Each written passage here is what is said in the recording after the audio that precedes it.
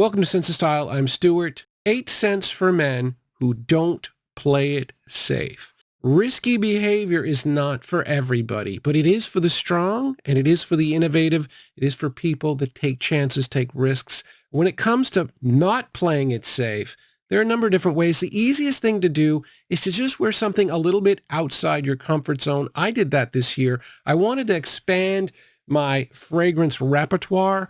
Didn't really like fig all that much, so I bought a few fig fragrances, and now, yeah, I like fig. It's part of what I wear. The second thing you can do is go against current trends, and that doesn't mean necessarily the current trend in the whole industry. It can mean, like, let's say you're an older guy, maybe wearing something a little bit younger. But a thing that I've always thought would be really cool is if you're a young guy in your 20s, and you get a signature scent that is a really high quality old school fragrance, something like Platinum Egoist, you're going to smell different to everybody else, completely outside the box. You're going to be an original. I think that'd be a cool idea.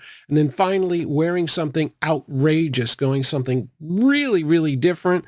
I think that would be really cool too. That's what we're talking about today.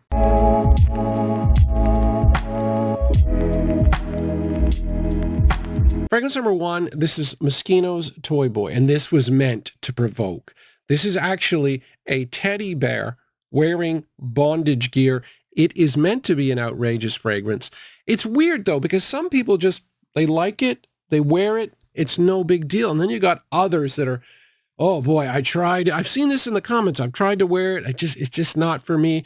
And I do get that. I do find this to be really, really challenging. If you look at the accords for this, rose and floral for a men's fragrance. But if it ended there, that would be bad enough. But there's also a lot of spiciness in this as well. And the spiciness is not super easy to take. It's got nutmeg, pink pepper, and tons of cloves. So it's a dirty spice mixed with a heavy rose floral fragrances, rose and 2 other floral notes. It is very challenging. It is very different, but it is outrageous.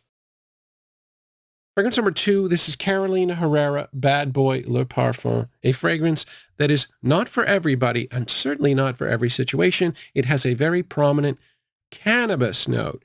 Now, oddly enough, this fragrance smells really nice. It's a beautiful fragrance. It's a mixture of what I get from it anyway is cannabis and grapefruit. There's leather and black pepper in it as well, but it's mostly the sort of citrusy, fruity cannabis. It's pleasant.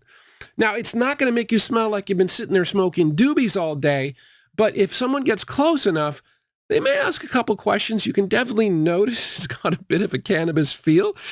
So it is a little bit on the challenging side. I don't know if you would want, unless your workplace is like super liberal, I don't know if you'd want to wear it at work, but it smells great. And actually cannabis, fruity cannabis smells pleasant. I've got a cannabis plant near my gym, and I love driving by there so does everybody I know. So it is a pleasant smell. It's not really a parfum. It's more of an EDP in terms of performance, but yeah, it's nice. Now, in terms of taking substance risks with scents, this one's an interesting one. This is Hugo Boss bottled Oud Saffron. And look, you're always taking a risk when you're dealing with oud, especially in North America or Europe. It's not the most well-known note.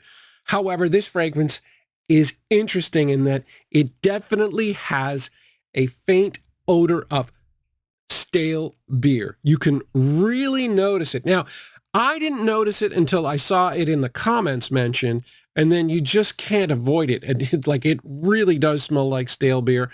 And it doesn't sound super appealing, but the scent itself is really nice.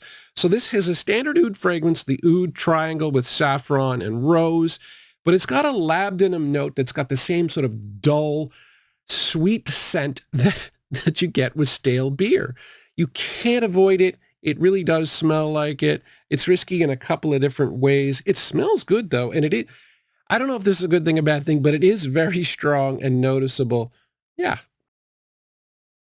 Fragrance number 4, this is Gucci Guilty Absolute, and this is a masterpiece, but it can alienate people. It can be risky in a couple of different ways. It is super masculine. It's quite strong as well. So it's a lot of woods, a lot of leather, and a very fresh cypress note. And, it's got a masculine air to it. And if people are not like inclined, they're not going to like it. It also has a definite medicinal feel, much in the same way that Fahrenheit can, just super weird. But it's one of those medicinal scents where you're like, yeah, I like the smell of that medicine. I really love the smell of this. It's very strong. It's very noticeable. Yeah, can be a bit risky. Fragrance number 5 is my recommendation for someone in their 20s to wear an old school fragrance. And when it comes to doing something like that, taking a risk, it's better to start with inexpensive fragrances. I was going to go with this one. This is Jovan Musk. It smells very musky, like something right out of the 70s. It's from 1973. But, I thought that'd be too easy. This has got a really nice, warm, spicy feel to it as well. It's not quite as challenging as I would like. So instead, I went with English Leather. This cost me $10. And what I like about it is it's in complete contrast to everything a young person would be wearing today. And in that case, it's a lot of sweetness. There's almost no sweetness at all in this. So it's odd. The name is English Leather, but it's a citrus aromatic. There are 3 citrus notes. You're going to get lemon, bergamot, and orange. So it's a lot of citrus. Aromatic note, you're going to get lavender and rosemary. And there's definitely some leather, but that lack of sweetness, it just feels and smells very different. For such an inexpensive fragrance, though, the performance is not bad at all. Like, it's really solid. It's just cool and challenging, and it'll expand your world a little bit. It's from the 40s. So, yeah, definitely not your everyday fragrance, but I really do enjoy it. Fragrance number 7, this is Afnan's Supremacy Incense, and this is a clone of Interlude Man. And if you know fragrances, you'll know that Interlude Man is an incense bomb. This is a very good clone, especially in the first 3 or 4 hours. It is super pungent and very powerful. You're going to get something that is both smoky and ambery. There's an element of sweetness here. So this is kind of along the same lines in terms of, being risky as wearing something like red tobacco, because it really is. It creates a huge cloud around you. Very strong fragrance for the money, I'll tell you. It has incense and oud and a popinax, which is a very sweet resin. The cloud around you is going to be big. It smells pleasant, but not everybody wants to be inundated with another scent. Fragrance number 7, this is Tom Ford's Black Orchid. This is my go-to scent when I want to push the envelope and still smell seductive. I remember when I first tried it, I went to Sephora and I wore it. I walked around the mall. I'm like, no, I'm never going to wear it again. But it was so intriguing. And I think that's what you're going to do to people around you. You're going to be like, what? It was so intriguing that I went back the next time.